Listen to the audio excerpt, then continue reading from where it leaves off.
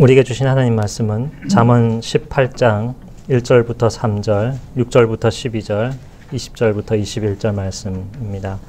구약성경 930페이지 어간에 나와 있습니다.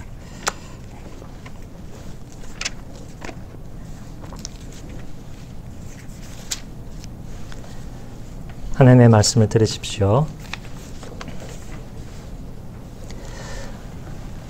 무리에게서 스스로 갈라지는 자는 자기 소욕을 따르는 자라 온갖 참 지혜를 배척하느니라. 미련한 자는 명철을 기뻐하지 아니하고 자기의 의사를 드러내기만 기뻐하느니라. 악한 자가 이를 때에는 멸시도 따라오고 부끄러운 것이 이를 때에는 능욕도 함께 오느니라. 6절부터입니다. 미련한 자의 입술은 다툼을 일으키고 그의 입은 매를 자청하느니라. 미련한 자의 입은 그의 멸망이 되고 그의 입술은 그의 영혼의 그물이 되느니라. 남의 말하기를 좋아하는 자의 말은 별식과 같아서 뱃속 깊은 데로 내려가느니라. 자기의 일을 게을리하는 자는 패가하는 자의 형제니라. 여호와의 이름은 견고한 망대라. 의인은 그리로 달려가서 안전함을 얻느니라. 부자의 재물은 그의 경관성이라. 그가 높은 성벽같이 여기느니라. 사람의 마음의 교만은 멸망의 선봉이요 겸손은 존귀의 길잡이니라. 20절과 21절입니다. 사람은 입에서 나오는 열매로 말미암아 배부르게 되나니 곧 그의 입술에서 나오는 것으로 말미암아 만족하게 되느니라. 죽고 사는 것이 혀의 힘에 달려나니 혀를 쓰기 좋아하는 자는 혀의 열매를 먹으리라. 아멘. 여호와께로 피하는 겸손한 말이라는 제목으로 하나님 주신 지혜 말씀을 함께 듣겠습니다. 여러분, 살아가시면서 뭐가 제일 힘드십니까? 돈 버는 게 제일 힘드십니까? 아니면 공부하시는 게 제일 힘드십니까? 저는 목사로서 말하는 게 제일 힘듭니다. 물론 말하는 대로 행하는 것은 더 어렵지만 독인 객인입니다. 말 잘하는 거, 제대로 하는 거 그렇게 하면 사실은 오늘 말씀에서 보면 행하는 것도 제대로 하게 됩니다. 말하는 것이 세상에서 제일 힘든 일입니다. 그렇다면 우리가 일반적으로 생각하는 게 있죠. 이율배반, 속에 있는 것과 다른 얘기 하는 게 아니라 그냥 속에 있는 걸 다 털어놓으면 된다. 속에 있는 감정들, 이런 것들을 그냥 다 비워내. 이렇게 말하는 사람들이 있습니다. 그렇게 하면 우리가 말을 잘하는 것일까요? 몇 년 전인 것 같은데 소위 땅콩 회항 사건, 여러분 기억하실지 모르겠습니다. 그 일가들이 물론 개인을 비판하는 것 같아서 좀 그렇지만 속에 있는 말을 다 사람들에게 팍 하는 것이 그게 좋은 말이었습니까? 그렇지 않았죠. 그렇지 않습니다. 그렇다면 내가 내 마음속에 상대를 미워하는 마음이 있거나 혹은 악한 게 있다고 생각을 해보십시오.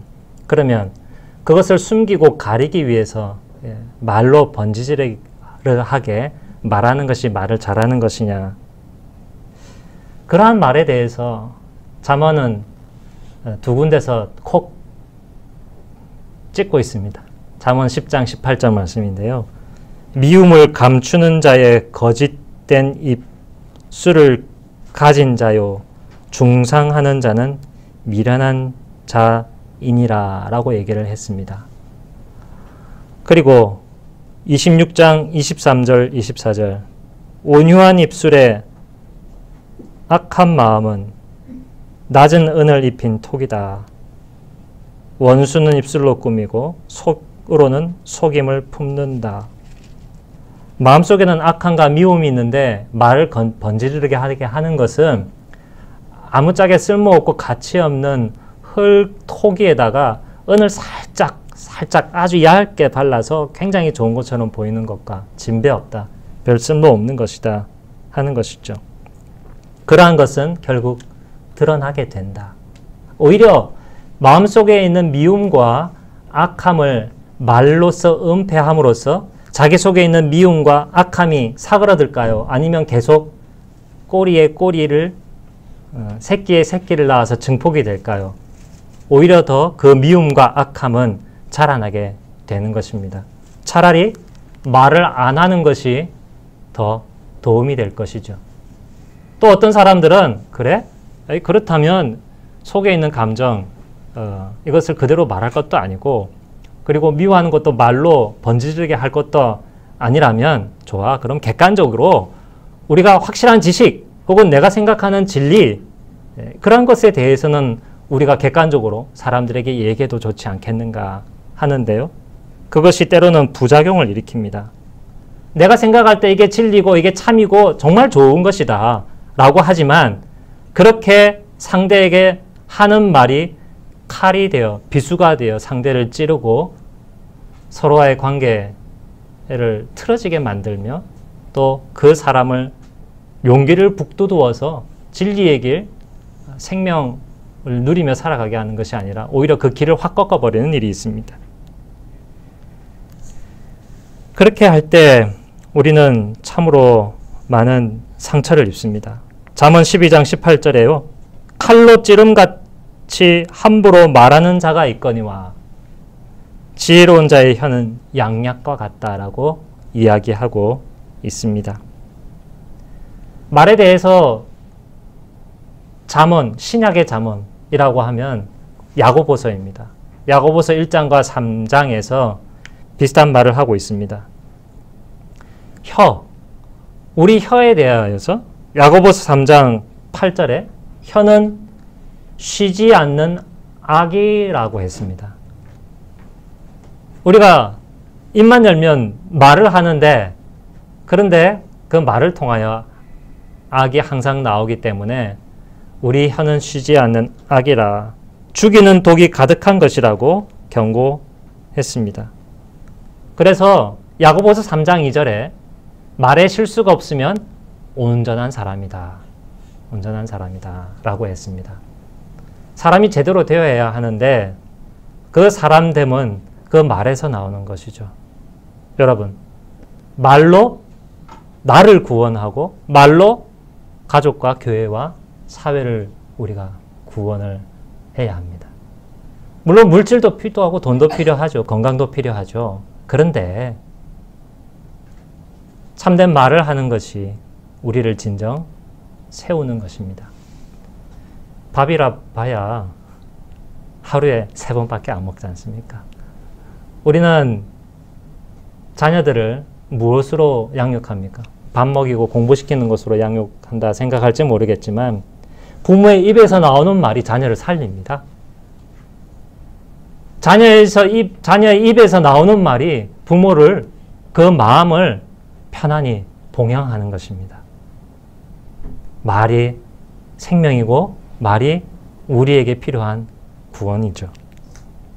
그래서 오늘 잠언 말씀을 통해서 18장 말씀을 통해서 어떤 말이 미련한 말인가, 왜 우리는 미련한 말을 하는 것인가, 그 원인도 한번 찾아보고요.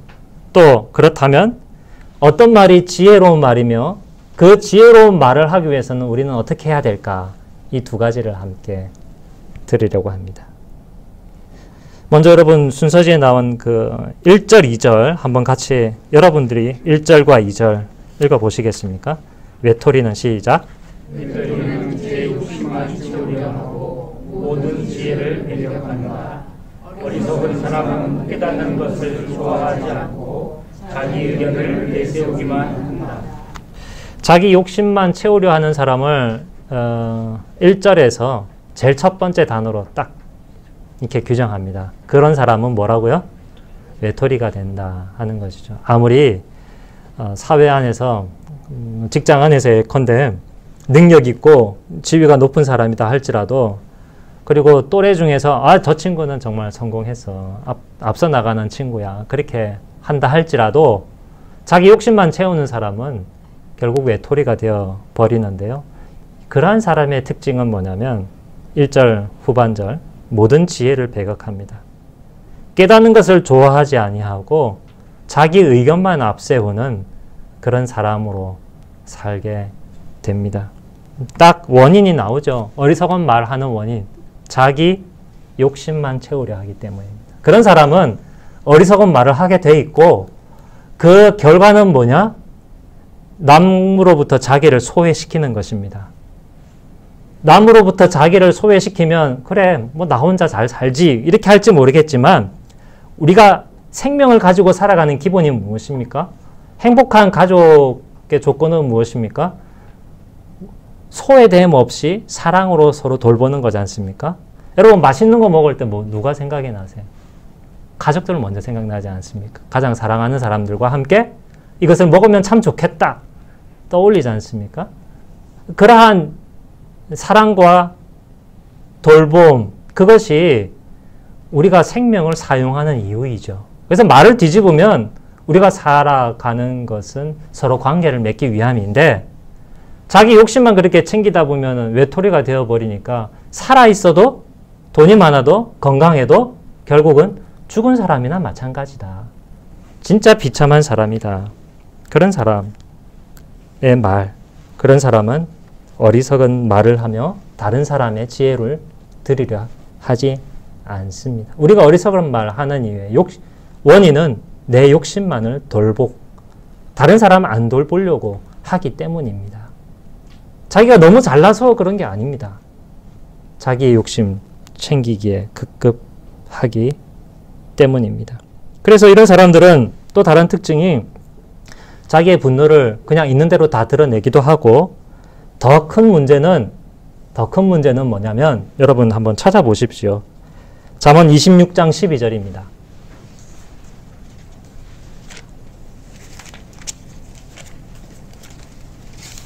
26장 12절.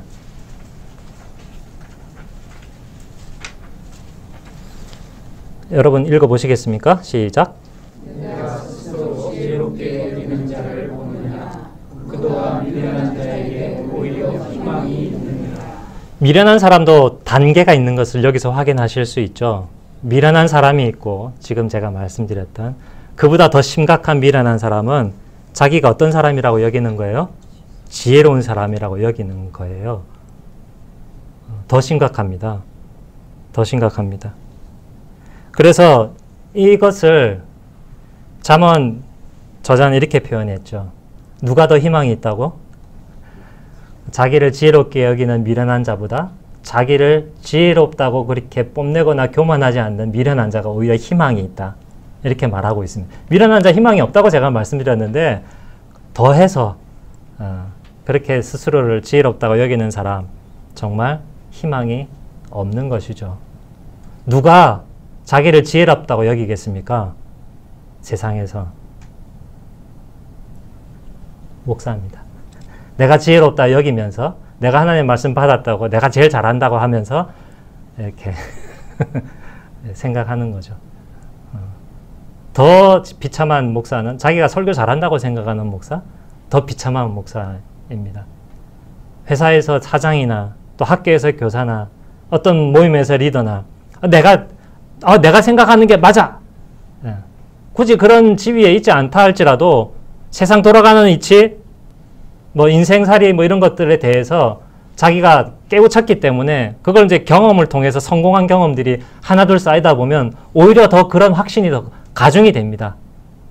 내가 생각하는 게 맞는데 그래서 한마디라도 더 충고해주고 싶고 이렇게 참견하고 싶고 바꾸고 싶고 저렇게 생각하다니 참 불쌍하고 어리석지 이렇게 속으로 하면서 그 말로 표현하기도 하고요. 어렸을 때는 여러분 누구를 중심으로 생각합니까? 아기 때나 어린 아이는 자기 중심으로만 생각합니다. 그렇죠? 그런데 그 자기 중심성이 그대로 풀어지지 않고 자기의 이익만 챙기려 하고 자기만 보고 그렇게 살아가는 사람은 결국 성장에서는 그의 이름이 이런 이름으로 남습니다. 어리석은 사람이라고 하는 것이죠. 어리석은 사람은 자기 욕심에 몰입하는 것으로 시작해서 자기의 의견을 자기의 생각을 즐거워하고 자랑하고 그것으로 다스리려고 합니다. 자기의 인생을 이렇게 탁 잡을 뿐만 아니라 자기 주변도 그 틀 안에 탁 잡으려고 하는 것이죠. 이런 사람은 외톨이가 되고 맙니다. 그래서 어떻게 하라는 말이겠습니까? 우리가 어떻게 해야 이러한 자기 욕심과 외톨이에서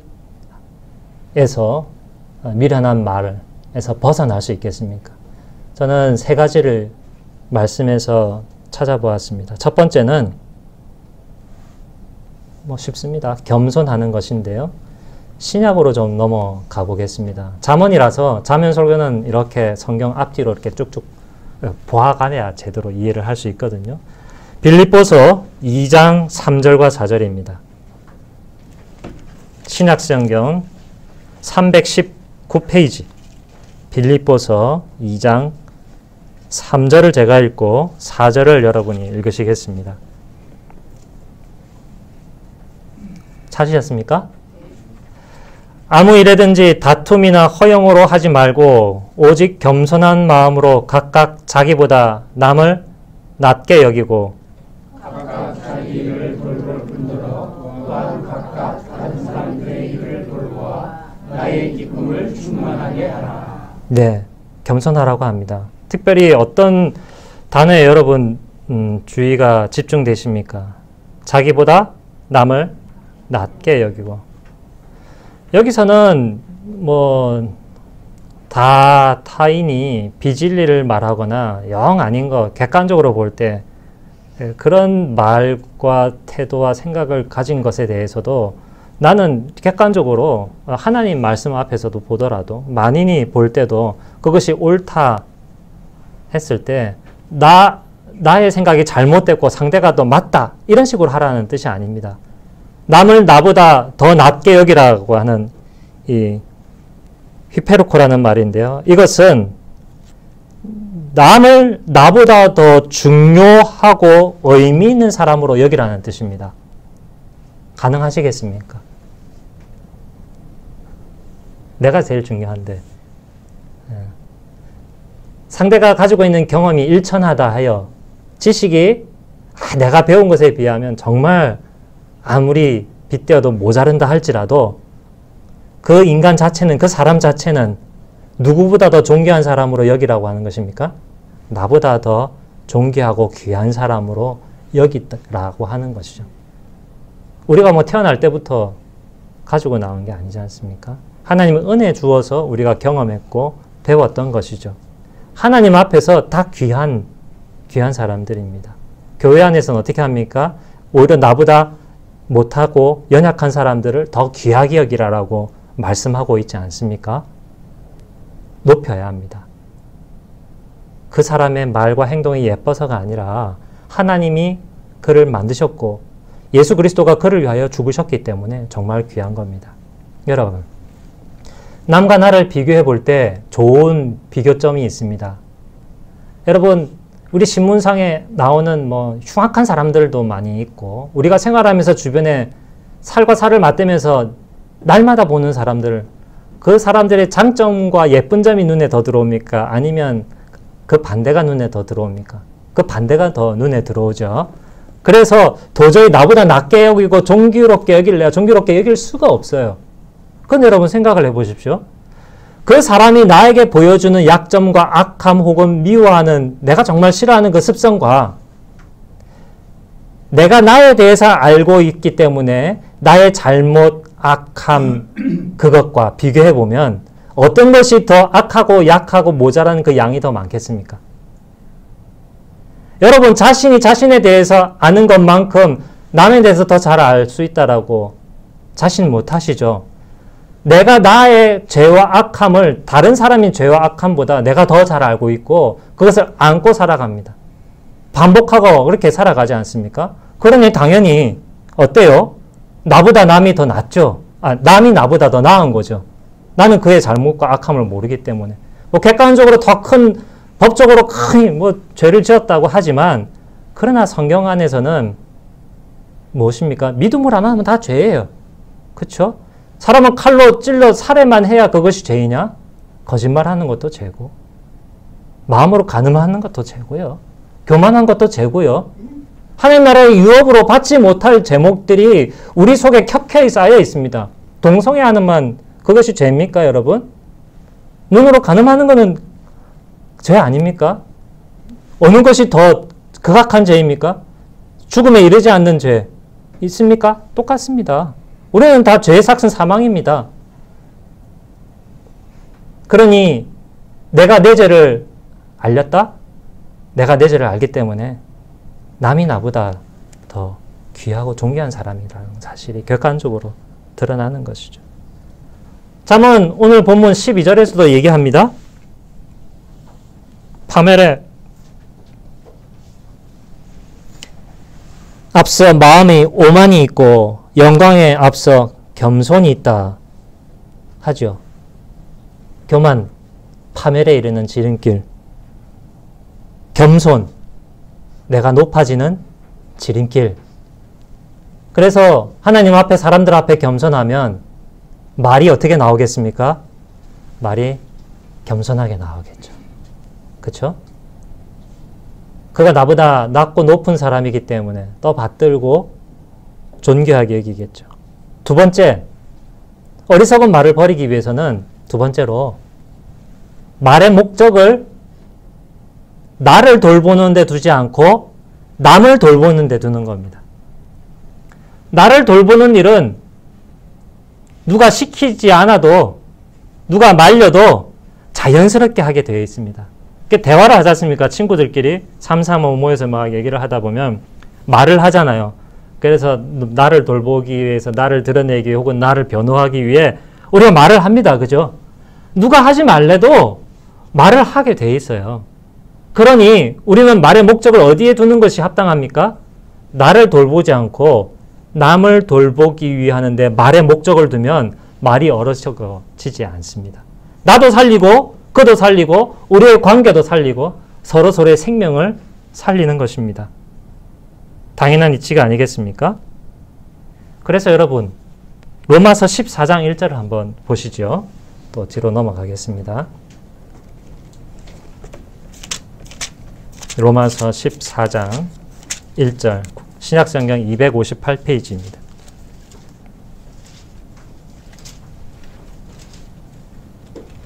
여러분 읽어보시겠습니까? 시작.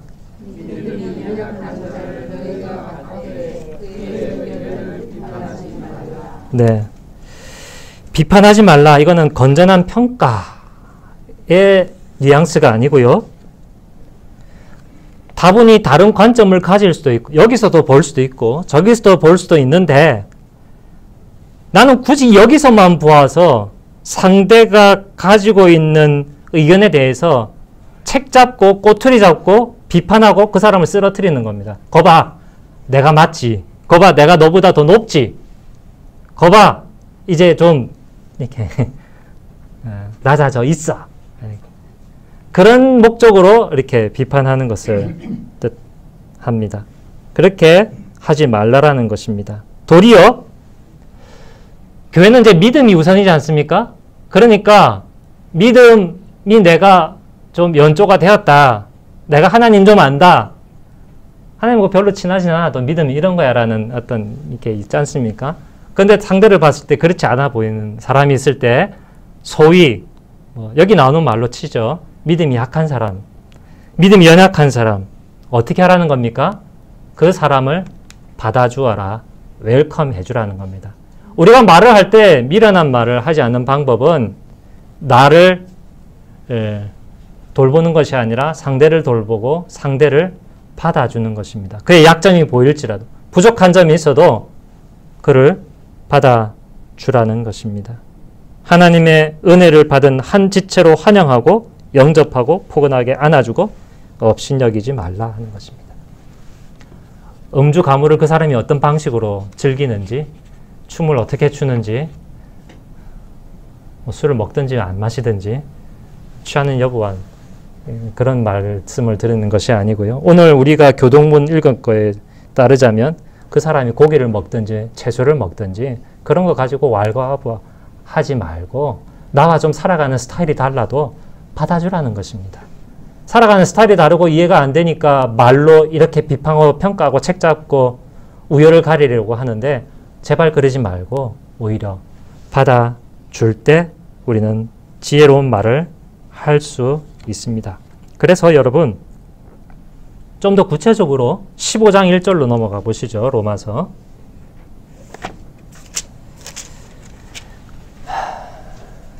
교회 오면 말에 상처받아서 교회 떠난 사람이 한둘이 아닌데 오늘 말씀은 정반대죠. 여러분 읽어보시겠습니까? 시작. 믿음이 강한 우리는 마땅히 믿음이 약한 자의 약점을 감당하고 자기를 기쁘게 하지 아니할 것이라. 2절도 한번 읽어보시겠습니까? 우리 각 사람이 이웃을 기쁘게 하되 선을 이루고 덕을 세우도록 할지니라. 제가 이거 직역 한번 해봤습니다. 들어보시죠. 믿음이 강한 우리는 마땅히 믿음 약한 자의 약점을 감싸주고 자기가 기뻐하는 대로 하지 않도록 해야 됩니다. 약점 감싸주고 내가 원하는 식으로 하지 말라라는 거죠. 2절. 우리는 이웃의 유익과 그를 세워주기 위해 이웃을 기쁘게 해야 됩니다. 나의 유익보다 남의 유익을 도모하고 또 그가 믿음이 약하다면, 그가 경제적으로 약하다면, 사회적으로 연약하다면 어쩌든지 좀 세워주려고 하기 위해서 어떻게 하라는 거예요? 그를 기분 나쁘게 하라는 거예요? 기쁘게 해주라는 거예요. 아니, 나는 좀 섬김 받고 그래야 될 입장인데 내가 남을 위하여 광대 노릇하랴? 내가 그거 하려고 내가 교회 가서 말이야 내가 세상 가면 얼마나 알아주는데 내가 가진 재산이 얼만데 내가 남 앞에서 남을 기쁘게 해주려고 기쁨 좋아하려고 내가 교회 가는 거냐? 그렇게 하지 말라는 거예요. 오히려 받아주고 오히려 상대의 유익을 위해 세워주기 위해 기쁘게 해주라는 거예요. 약점이 보이면 그것을 가지고서 아이고 찬스다 공격할 게 아니라 품어주고 모른 척하라는 거예요. 한마디로 나 기쁜 대로 행하지 말아라. 내 기쁨을 위하여 말하지 말라라고 하는 거예요. 얼마나 아름답습니까? 그 인격과 그 삶이 얼마나 아름답습니까, 여러분? 그런 사람 되고 싶지 않으세요? 어떻게 해서든지 말을 하고 내 의견을 관철시켜가지고 돋보이고 인생과 내 주변을 휘어잡고 싶은 그런 사람이 아니라 정반대로 남을 세워주고 남의 유익을 위하여 그들을 기뻐해주는 광대 좀 되자는 것이죠. 그래서 사도 바울은 고린도전서 9장 19절에서 이런 말을 합니다. 뒤로 넘어가시죠. 고린도전서 9장 19절입니다.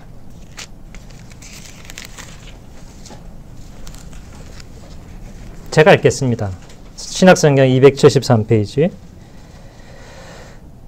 이렇게 대화하면 어리석은 대화가 아니고 지혜로운 대화, 사람이 사는 대화가 됩니다. 내가 모든 사람에게서 자유로우나.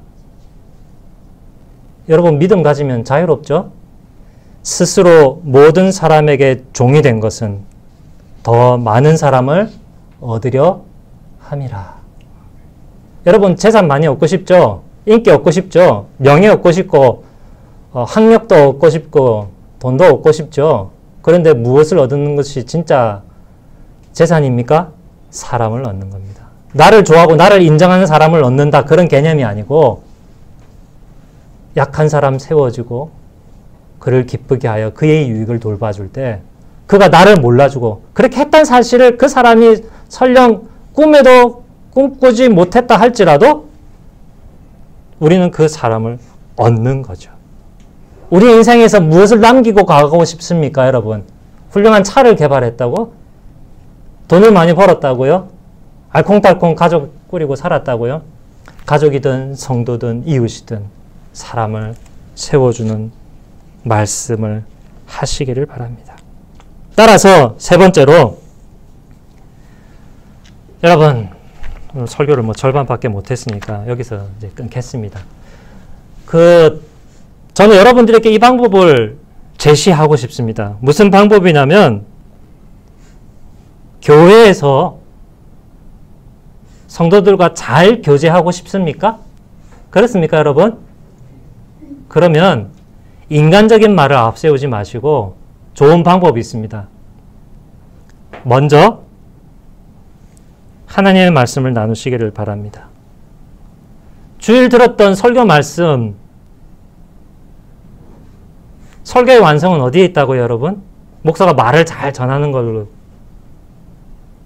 완성이 될까요? 설교의 완성은 회중이 그 말씀대로 살아가는 것이 설교의 완성입니다. 이 자리에서 제가 설교했다고 하나님이 우리에게 말씀을 주신 목적이 성취되었습니까? 아니에요. 하나님이 우리에게 말씀을 주신 목적의 성취는 그 말씀대로 사는 거에 있습니다. 그것을 우리가 확인하는 것이 기쁨이고 위로이고 힘이에요. 어떻게 합니까? 나만 알고, 여러분 좋은 약 있으면, 좋은 학원 있으면 나만 알고 싶죠. 정반대지 않습니까? 저기 가면 당신 아들 뭐 어떻게 잘 될 수 있다. 혹은 저 약국, 저 병원에 가면 그거 해결되는데 왜 안 가냐. 도저히 말하고 싶어서 입이 근질근질하지 않습니까? 하나님이 이 말씀으로 내 삶을 고쳤고 나를 위로했고, 하나님이 없는 줄 알았는데 하나님이 있네. 눈에 보이는 실존하는 사람이 내 눈앞에 있어도 그는 나의 세계에서는 전혀 없는 사람과 마찬가지인데, 눈에 보이지 않는 하나님이 나를 다른 사람으로 바꿔버리시네. 내 삶을 이렇게 아름답게 가족들과 이웃들과 성도들과 함께 서로 하나 되고 사랑을 나누는 하나님의 나라로 바꿔버리시네. 나에겐 그런 능력이 없는데, 내 말에는 항상 불평이 넘쳐나는데 내 입에서 어떻게 이런 말이 나올 수가 있지? 나는 자유로워서 다른 사람에게까지 자유롭고 그 자유가 다른 사람을 구속해버렸었는데, 야, 세상에 내가 오히려 그 사람에게 구속이 되어서 그 사람을 자유롭게 하고 기쁘게 해서 그 사람을 세워주고 그 사람의 유익이 무엇인지를 내가 보고 그것을 돕는 말을 하였구나. 우리는 항상 살아가면서 많은 정보와 말의 홍수 속에서 헤엄치고, 아니 허우적거리고 있습니다. 세상에 무슨 말이 넘쳐납니까? 자기 자랑, 이데올로기, 하나님의 진리가 아닌데 이것이 진리고 이래야만 우리가 살 수 있고 이래야만 안전하다라고 하는 그런 프로파간다, 그런 그 광고와 홍보 전력이 넘치는 속에서 앞뒤 가리지 못하고 정보의 홍수 속에서 허우적거리고 있는데요. 여러분, 주중 묵상 말씀을 나누시기를 바랍니다. 가정에서도. 기계적으로 하라는 말씀 아닙니다. 자녀가 듣기 싫은데, 아내 남편이 그거 듣기 싫은데 일단 안 치고 일단 시간은 지키고, 그렇게 하는 방식이 아니에요. 그 말씀이 나에게 차고 흘러 넘치기 때문에 쿡 찔러도 툭 나오는 그런 것이 되어야 되는 것이죠. 어떤 방식으로 합니까? 상대방이 듣기 좋은 방식으로, 분위기로, 효과적으로 그렇게 할 수 있는 것이죠. 먼저 말씀으로 채우고. 나는 끊임없이 나만을 위하여 살아가는 존재였는데 말씀을 보니까 나를 위하여 자기를 버리신 예수 그리스도의 십자가가 보였을 때, 그 십자가 앞에서 나는 자유로워지고 그리스도의 종이 되어서 사람의 종으로서 살아가는 그런 사람이 사실은 진정 사랑을 베푸는 일에 있어서 자유로운 사람이고 능력 있는 사람 되지 않겠습니까? 여러분, 지혜로운 말을 함으로써 나로 살리고 남도 살리시기를 바랍니다. 예수 그리스도 안에 섬으로써 나를 위해 자기를 버리시고 낮아지시고 구속되신 예수 그리스도를 만나심으로써 우리의 말을 구원하시기 바랍니다. 여러분의 말을 사랑하시기를 바랍니다. 나의 말보다 누구의 말을 더 사랑해야 되겠습니까? 가족과 이웃과 성도의 말을 사랑하여 그 말을 귀담아 듣고 마음에 모시고 그를 받들어 주시기를 바랍니다. 그러면 하나님이 여러분들을 높이실 것입니다. 함께 찬송 부르겠습니다.